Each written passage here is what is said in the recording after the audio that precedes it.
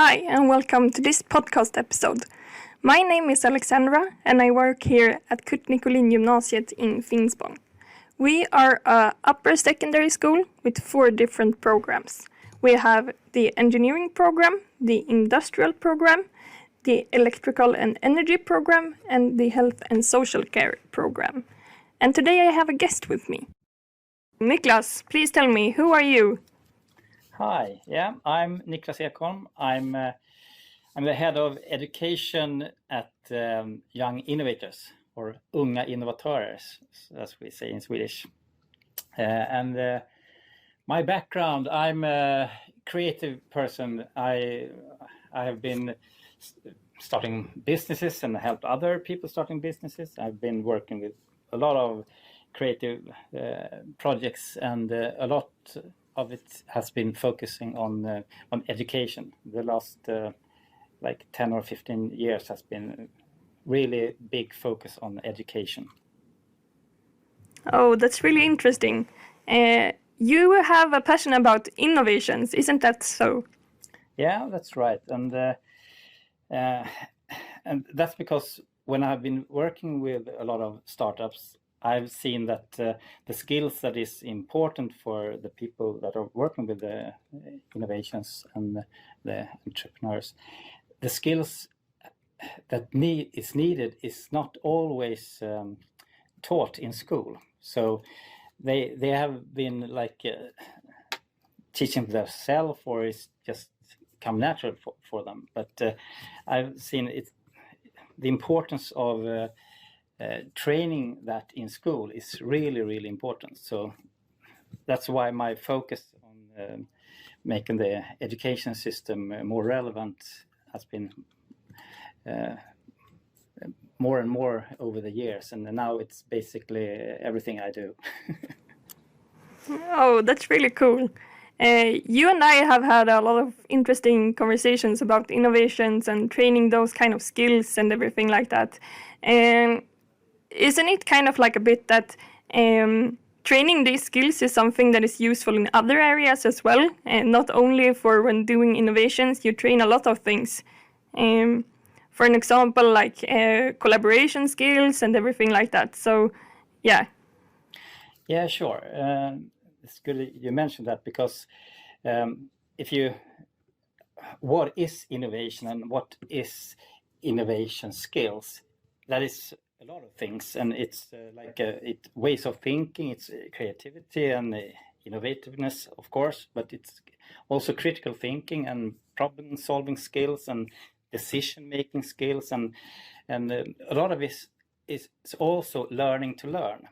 So if you are faced in it's a new situation or new challenges, you have to learn what's important in order to come up with a good solution for it. So and in that situation, when you're working with that is also ways of working, and that is communicating and collaborating with others. It's key aspects. You can't solve everything yourself. There are not so many superhumans on the earth. So, and it shouldn't be the purpose that every single person should be good and best in every aspect. That's not realistic. So it's better to form teams with others and find the strength and maybe weaknesses, and then you collaborate together to solve the problems. That's a really important thing, and you have to train that, and you have to have tools and experience on how you do that in a good way, in a good manner. And that is something that you can teach to others, and you can train that and be better at it. And it's perfect to do that in the context of schools. Yeah, I think that's a really interesting way to look at it, that you need to train yourself in being able to ask for help, or ask someone maybe for advice, but also for help and everything like that. And the first time that you do it, it might be a bit uncomfortable to contact someone that you may never have been in contact with before, just to ask them for a favor. But I think, of course, when working with innovations, it's very important, but also for other aspects of life, work life and personal life as well. So yeah, that's an interesting approach to it, I believe. Yeah. So what is your view on what an innovation is? Well, and that is also a really good question, because there are a lot of different definitions of innovations, and sometimes that could be it's good we have different definitions, but it's also a problem. So we try to find a simple definition is like an innovation is something that are new, and it should be a better solution that we have, and the solution have to create some value for society or companies or individuals. And if you don't have, if it's not new, it's not an innovation. If it doesn't create a value, it's not innovation.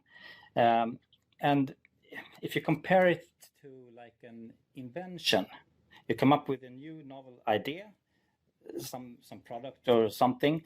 It can be an invention, but if it doesn't create a value for others, if it doesn't have a potential to be adopted in the market, then it's not considered to be an innovation. So it has to solve a real problem. If it doesn't solve a real problem that is important, then it will not be an innovation. And some people or companies, they say, well, it is not an innovation before it has hit the market, and when it's spread, then you can say it's an innovation. But we say it can be a solution that has innovation potential. So you can define that, and sometimes you don't know if it will be an innovation.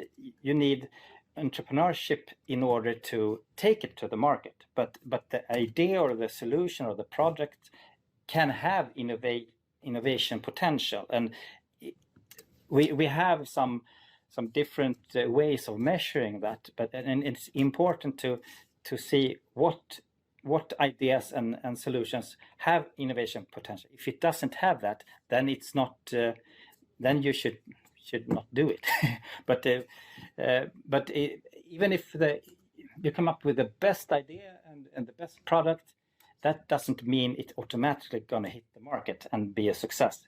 You need a lot of more things and skills on the way, and maybe some luck and the right timing and finance and support in order to succeed. But it can, even if you fail in the way, it could be, you could say, well, it was a innovative idea, but there was something else that was lacking on the way. And you can also talk about innovative thinking, and it's a way of thinking in a systematic process, and you take new creative ideas further to new and better solutions. So, in order to do that, you can follow a path or a process that helps you to think in that innovative way. And you can also practice that so it comes natural for you. It be like a habit, and that is what I tried to do. Put that into system in the school system. So you work with innovative thinking and innovation and challenge-based learning as a method to learn things, and also to be better at problem solving, collaboration, and creative thinking. So that's what I'm trying to do.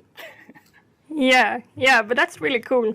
And something that I think that you touched maybe a little bit when talking about that is when you start to train these skills, I would say that you kind of automatically adapt a different kind of mindset. So maybe you are walking around, or you're on your way back from school, and there's something that's not working. The bus is not coming on time, or the stairs are too steep, or it could be anything. And usually, maybe before starting this way of thinking, you would just be irritated by this. But by adapting this this way of thinking or this mindset maybe can trigger instead another kind of process in you where you start to think about how could this be solved instead of just getting annoyed by things. Yeah, I believe. And that's a really, really important thing you mentioned there, because the normal way of acting when we are faced with a problem is to get annoyed, or you try to avoid the problem. You don't want to engage in it. You just step away in frustration maybe. But we want people in general to think of problem as opportunities to make things better, not just look away.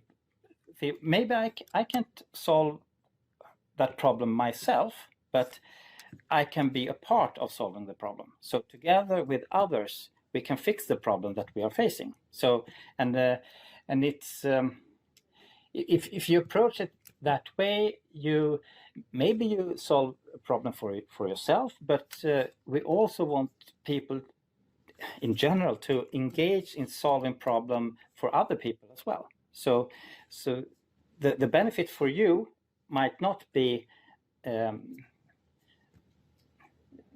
well, if you don't think the problem is so big for you, but for someone else that you care about, if you involve in and engage in solving that problem, that can be valuable for you as well, because you feel better as a person, and you make something that is valuable for others. That's also an important aspect of it. So if we get more people to help each other to fix a problem, then we will have a nicer world.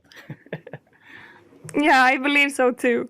I think that a lot of you that are listening to this podcast are at internships maybe. So let's play with the thought that you are a student that has been on your internship and you have found an issue and you think that you might have a solution to it.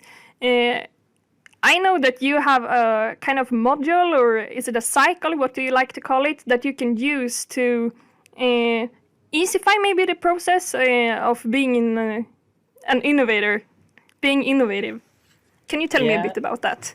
Yeah, sure. The thing with innovation is you have to identify some kind of problem or a challenge. You start there, and if you know exactly how to solve it, then you just solve it. Then maybe it's not. You don't need an innovation. But if you don't know exactly how to solve it, then you have to have a process that is helping you to come up with new, creative, and innovative ideas. And that's why we have this design thinking process. There are different innovation processes that you can use, and we have one that is called Innovate, and it's an 8-step innovation process that we have developed, so you can use it in school and you can use it for any kind of challenge, basically.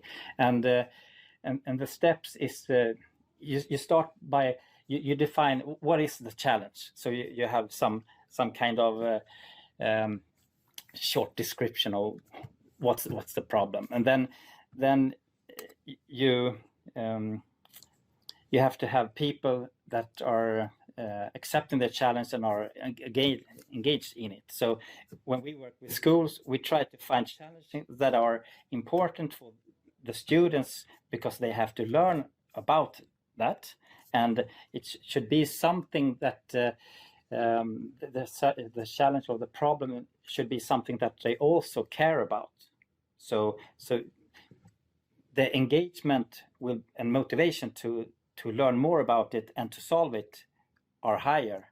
Because if the teacher only say to you, well, today you will learn this, and you will do this and this, and the result will be something that a report that you send to me and I will grade it. It's not that motivating. But if it's something that maybe your municipality have some issues with, or something about the bus problem with the traffic in the bus, or something that the student can identify with and are engaged in solving, then their motivation rises. So they analyze the problem, and after they have analyzed the problem and come up with a problem description, then they generate ideas, and they can do that together in group. You can mix group also, so you have different perspectives. And when you have a lot of possible solutions for it, then you decide which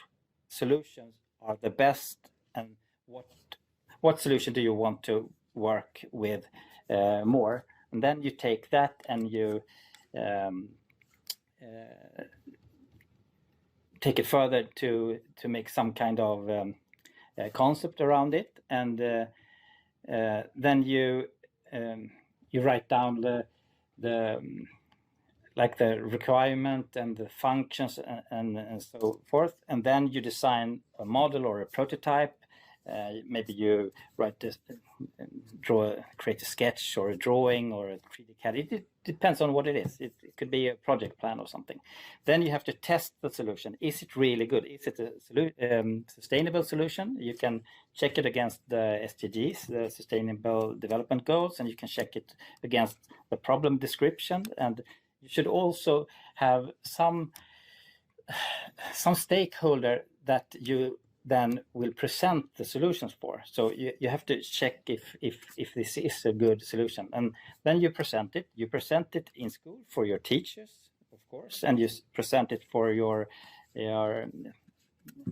friends in class also, so they learn about it, and you have your arguments and everything. And then when you present it also for the real stakeholder, you get feedback from them also, so you learn from them, and maybe this solution is really good, so they can implement it. So you have been a part of making things better for real, not just like a fictive case that your teacher just came up, but this is for real.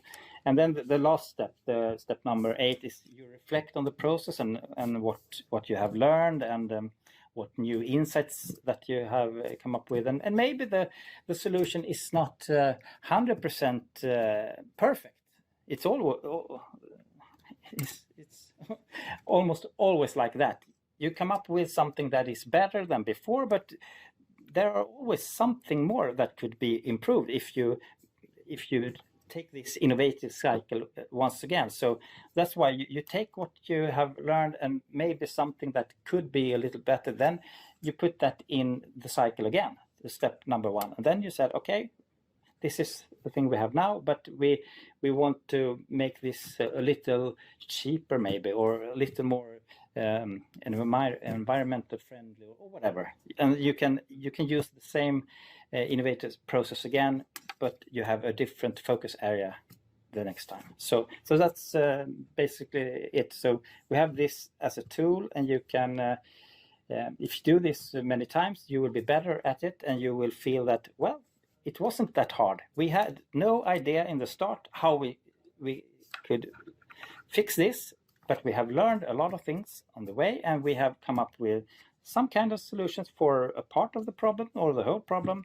And if you experience that several times, when you then your mindset shifts, and you see yourself as a person that can be, maybe not by yourself, but together with others, you can be a part of making things better, no matter what it is. So, but you have to do it step by step in a structural manner. So that's basically what we are doing. Yeah, and as you mentioned, that is something that I really like about this model of working, that, as you said, it continues. And I think that's quite a realistic approach to how most projects work, that you probably can't solve everything in the first cycle, but then you can do it in the second one or the third one. So either you are the one that's still on the team, or maybe you leave your innovation and all of your insights to someone else. But no matter, I think it's a really good way of working, and I know that a lot of our students use it. As you said, not only in innovative projects but in other cases in school as well. So yeah, I Yes. really like it. But Yeah, yes, sure. And it could be to solve problem outside school as well. It could be big problems or just small problems. It doesn't really matter, the scope and the project that you form could be, it could be like 1 hour innovative sprint, or it could be you can work with it a lot of hours for weeks or for months or yeah, it doesn't really matter. You can have the same approach if it's a big or a small project. So that makes it it's flexible and easy. So yeah. So if you were to give your best tips for our upcoming innovators on how to succeed with their innovations, some may already have some ideas and some are maybe still on the first step of trying to find which challenge they should take on. But what are your best tips? yeah, then the most important thing to start with, you have to have some kind of challenge or problem that that are engaging and important to solve. So it's best if it's important for you as a person, but also for other people. So it's the right and important problem to solve. That's the first thing. And then sometimes there are big or complex or complicated problems. Maybe you and your team in this project time maybe you can't solve everything. Then you have to narrow it down and focus on one part of it. That's really important. And you can't solve everything, but you can do a little piece of it and make it better. And if other people are also working on the same problem, they can make something else, and together it can be really impactful. But even if you think you can only solve a part of the problem, you should do that anyway, and then you should try to see if others can combine. But you have to narrow it down so it doesn't get too big or too complicated. So, and then you have to have a methodology and a structured innovation process, so you know how to do it. So you can do it step by step. Otherwise, it can be like chaos. A lot of times it's not. If you think about okay, we form a project, we have this project plan, and we have to follow it step by step. In the real world, that's not really how it works. So you have to have a process that you can go back a step, and if you find out new things, then you have to go back and change a little things. So you have to go back and forth. But it's important that you know what you have to do when. So that the innovation process is really important. And then you should engage other people. Other people with other perspectives and experiences and knowledge, and different competences, and there is also something that you can learn to identify what is the knowledge and information we need in order to make good decisions to proceed further in the process. That is, and learning to learn. If I think, well, I don't know how to make a CAD drawing, okay, can you learn that, or can you get help from somebody else? So in this process, there are a lot of times that it's better to ask for help, and if you have a really interesting and engaging and important problem, other people will help you. Sometimes they can help you for free because they just think, well, I have that, I know that, I can contribute for 1 hour or whatever, because this is something I understand, this is important, and I want to be a part of it. So that's really important. So, or sometimes you have to pay people to help you, but that could be good as well. And collaborate and have a faith in in your own ability to work with this in the best way that you can. And when you are not skilled enough or have the right context, reach out to others for help. Identify what you and your project team needs help with. Try to get that, and you will see that it's a really strong way of working when you collaborate with others. If you're working in a company when you're a little bit older, you will see that you can collaborate with other competitors even, and you can make your own business grow better and those as well. Before it was like, we will not talk with our competitors, we will do everything ourselves. But nowadays we see more and more really interesting example that companies that before were competitors, they collaborate because they need to do that.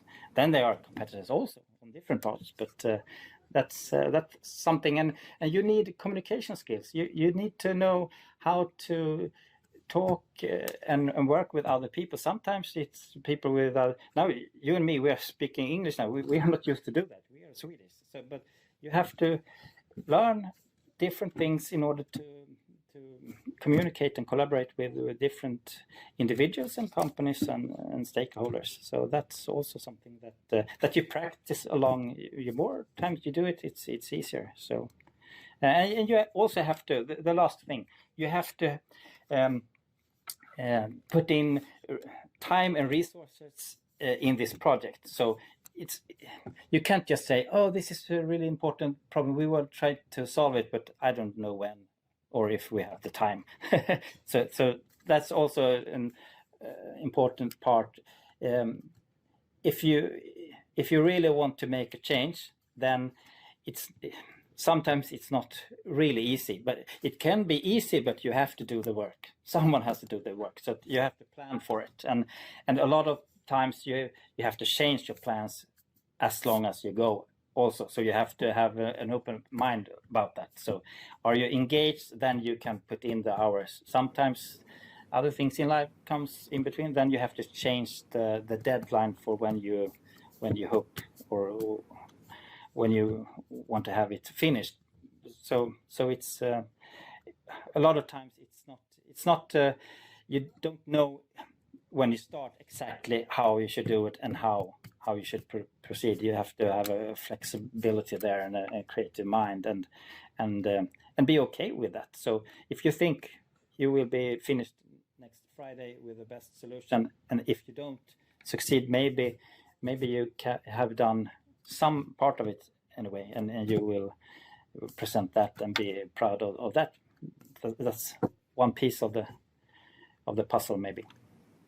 Yeah, I think you have shared some really good advice there. Thank you very much for that, Niklas. I think it's time for us to say goodbye for now, but thank you very much to everyone who has listened, and good luck with your upcoming innovations. Yeah, and be creative.